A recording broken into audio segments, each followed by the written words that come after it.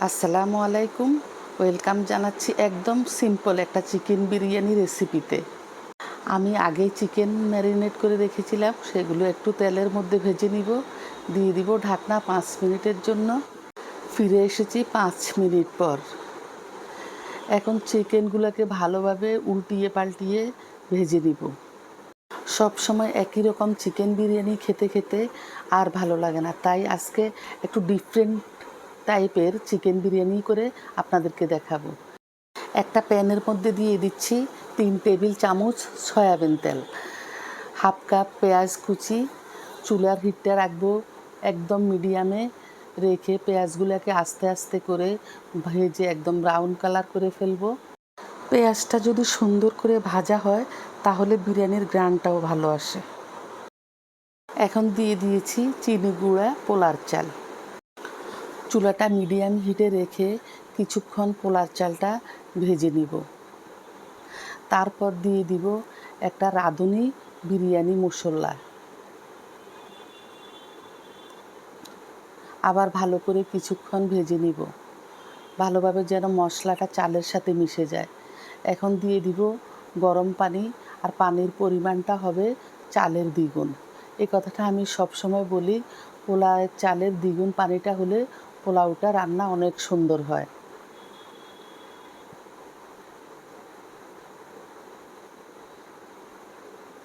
দিয়ে দিয়েছি 2 চামচ আদা বাটা, 1 চামচ রসুন বাটা। দিয়ে ভালো করে আবার পোলাও চালটাকে পানির সাথে ভালোভাবে মিশিয়ে দিব। এদিকে আমার চিকেনটা ভাজা রেডি হয়ে গিয়েছে।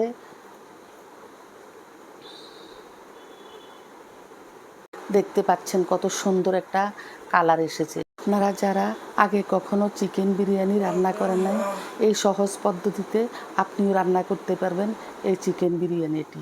এদিকে আমার চালগুলো ফুটে উঠেছে। এবার দিয়ে দিব ভাজা চিকেনগুলা।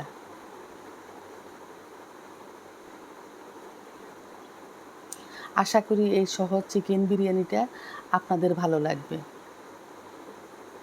দিয়ে দিব কিছু কাঁচামরিচ, 1 চামচ পরিমাণ চিনি, স্বাদ মতো নুন দিয়ে ভালো করে নেড়ে দিব। এবার ঢাকনা দিয়ে দিব 10 মিনিটের জন্য। ফিরে এসেছি 10 মিনিট পরে। বিরিয়ানিটা প্রায় 80% রান্না হয়ে গিয়েছে।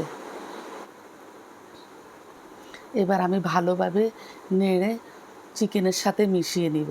আবার ঢাকনা দিয়ে দিব 5 মিনিটের জন্য। হিট থাকবে একদম লোতে। অলরেডি আমাদের চিকেন বিরিয়ানিটা রান্না কমপ্লিট। এবার পরিবেশনের পালা। এরকম নিত্য নতুন রেসিপি দেখতে চাইলে আমার পেজটি ফলো করে রাখবেন। সবাই ভালো থাকবেন। আল্লাহ হাফেজ।